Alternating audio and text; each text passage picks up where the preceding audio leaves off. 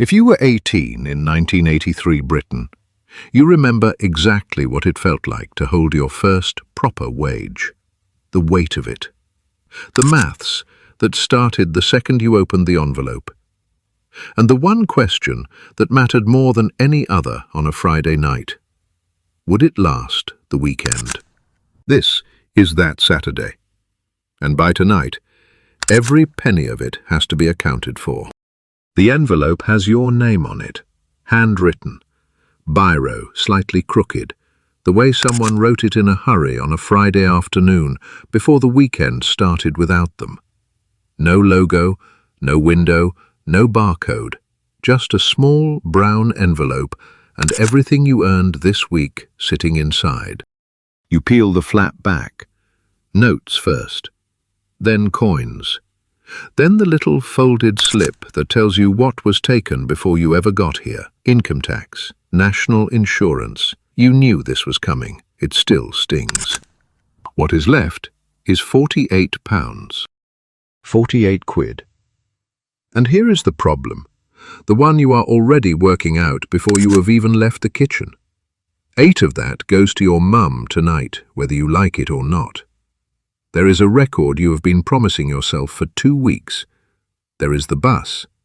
There is tonight, Saturday night, the whole reason the week exists, and Saturday night is never cheap. 48 quid sounds like a lot, until you start counting what it has to cover. 5 days of graft, and it is already half spoken for. And you are counting already. You cannot help it. This is the thing nobody warns you about, your first wage. It does not feel like freedom. It feels like a sum you have to get right, and you have got until tonight to get it right, and you have never been less sure you can. The first £8 never even make it out of the house. In 1983, if you are living at home and working, you chip in. Your mum does not ask. You both already know the number. £8 covers your keep, your food, your washing, your share of the electric that has gone up every quarter since you can remember. You peel it off and leave it on the counter without making it a thing, because that is how it works. You do not hand it over. You do not wait for a thank you. You put it down, she picks it up later. Done. 48 becomes 40 in about 4 seconds. And now the real reckoning begins, because £40 is not the comfortable number it sounds like.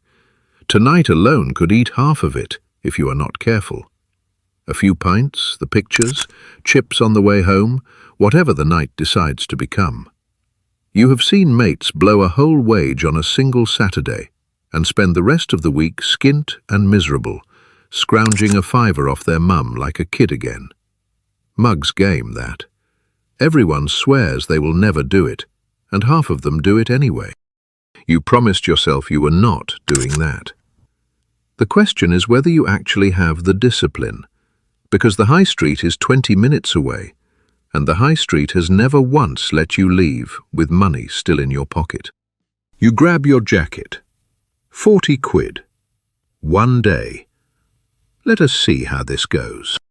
Saturday morning, and the high street is already buzzing.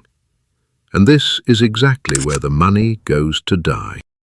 You know this about yourself. The high street in 1983 is not a destination, it is a test. Woolworths on one end, a record shop in the middle, a covered market where the stallholders know the regulars by face. Burton menswear, Boots, a newsagent with a handwritten sign about 20 Bensons going up again. Everywhere you look, there is something that costs money you have already half promised to something else. You tell yourself you are just looking. You are never just looking. And there it is, the record shop. The album you have been thinking about for 2 weeks is right there in the window, £3.49. And you have known since Wednesday that you were going to buy it. The sensible part of you said wait, save it for next week, when tonight is not also competing for the money. You walk in anyway. The shop smells of cardboard sleeves and something warm and dusty. You flip through the racks for a while, pretending the decision is not already made. You buy it. And now you have done it. The one indulgence, gone, before midday. £36 and change to get you through the rest of the day and all of tonight. The sensible thing would have been to wait. But nobody is sensible at 18 on the first Saturday they have ever had real money. And anyway, it is done now. From here, every other pound has to behave. You did not plan to spend anything else before tonight. Then someone says snooker, and nobody says no. It is somewhere between the record shop and wherever you were heading next. The snooker hall is the place that fills the gap between having nowhere to be and needing somewhere to be. 20 pence a frame. Warm inside. No one asks your business. And 20 pence a frame sounds like nothing until you remember everything is 20 pence of something today. Steve Davis has been world champion 3 years running, and everyone has a view on him. Half the country reckons he is the greatest who ever lived. The other half would sooner watch Alex Higgins lose his nut at the table than watch Davis win it calmly. You have this argument at least once a fortnight, and you have it again now, over a frame you are losing. You play 3. You lose 2. 60 pence gone. 60 pence you did not budget for, and you can feel it, which is the strange thing about having a little money for the first time. You notice every leak. But you do not stop, because the snooker hall is not really about snooker. It is about having somewhere that is yours for an afternoon, somewhere the clock moves differently, somewhere you are not a son or an employee or someone who has to be home by tea time. For the price of 2 lost frames, that is dead cheap. You stay for one more. By 1:30, you are starving, and the chippy is the one bit of spending all day you do not think twice about. This is the constant, the one thing that does not change, no matter how tight the money is. Chips are 35 pence, a battered sausage is another 20, 55 pence, and for once you hand it over without doing the sum first, because some things are worth it without arguing. You stand outside because the shop is too cramped for everyone who wants to be in it, and the chips are too hot to wait, so you burn your fingers and the roof of your mouth the same way you do every single time, and you knew this would happen, and you do it anyway. Vinegar soaks through to your fingers, the paper goes see-through. Somewhere down the street, a car stereo is going. Nobody photographs this. Nobody needs to. Chips on a Saturday afternoon outside the chippy with your mates is the meal that takes you straight back 40 years later. Not the Sunday roast, not the birthday tea. This. Funny thing is, it's the food you remember most. The chips, the school puddings, your nan's Sunday dinner. I've actually written a load of it down in a recipe book, if you fancy making some again. Links in the description. Anyway, back to that Saturday. Right now, you are not thinking about any of that. Right now, you just know the chips are good, your fingers are warm through the paper, and there is still a whole night ahead, with 35 quid to make it happen. You stop and properly count it now. Not the rough running tally in your head, but the actual coins in your actual hand. £35 and a bit. You have been tracking it loosely all day, but seeing it counted out is different. This is what stands between you and a whole Saturday night. It has to cover a few pints, maybe the pictures, definitely chips on the way home, and whatever else the night decides it wants to be. It is enough. Probably. If you are sensible, and you are rarely sensible after about 9 o'clock. That is the thing about a first wage they never warn you about.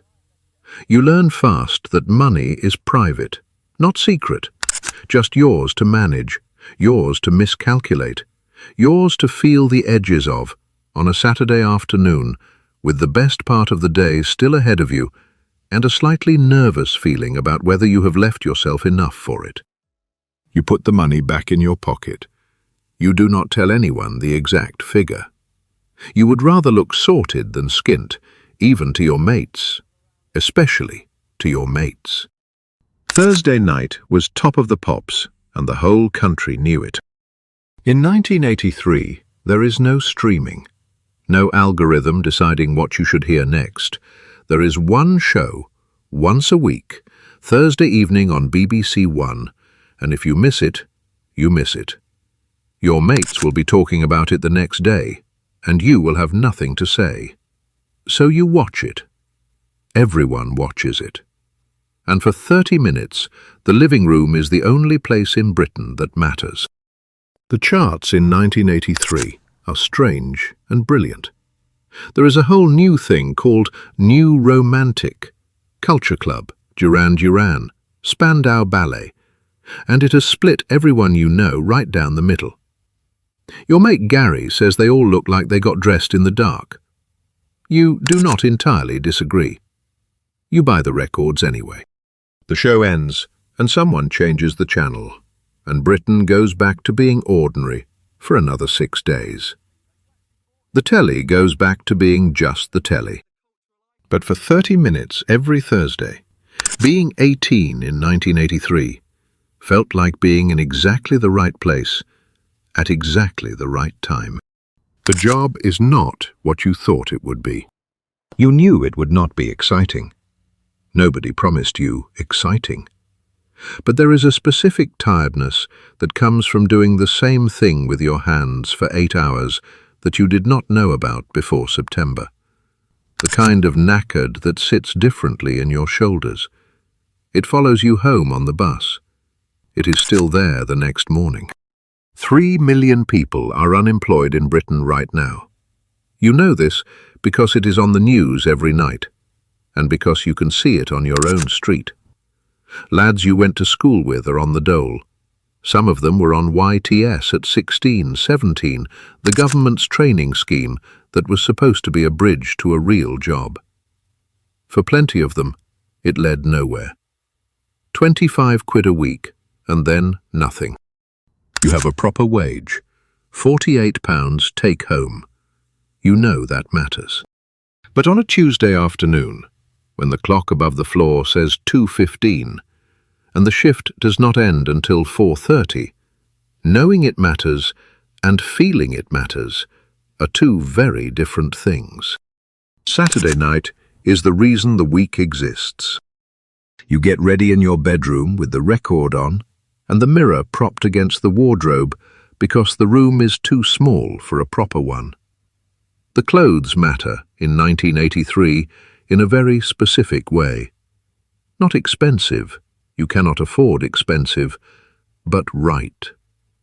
There is a difference between looking like you made an effort and looking like you tried too hard.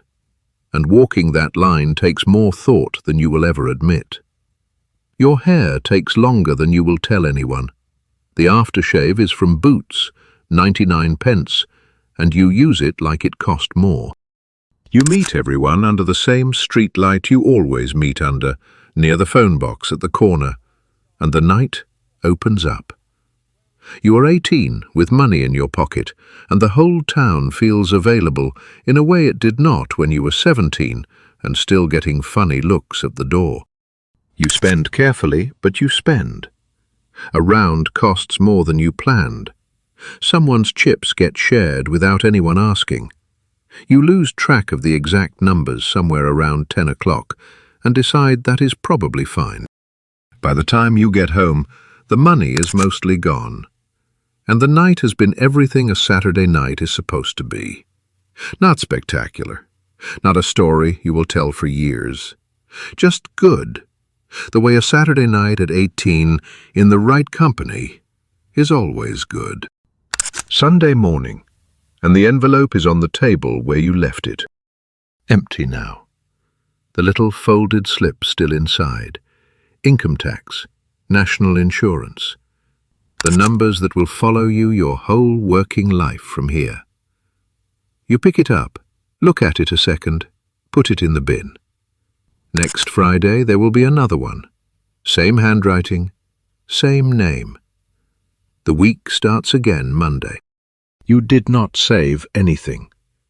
You knew on Friday night that you probably would not, and you were right. The plan to put a few pounds aside lasted until the record shop and then quietly dissolved, the way those plans do when you are 18, and the week has been long, and Saturday is right there in front of you. Next week you will save something. That is what you tell yourself, standing in the kitchen on a Sunday morning with an empty envelope and 12 hours before Monday comes back around. You are 18. You have a job.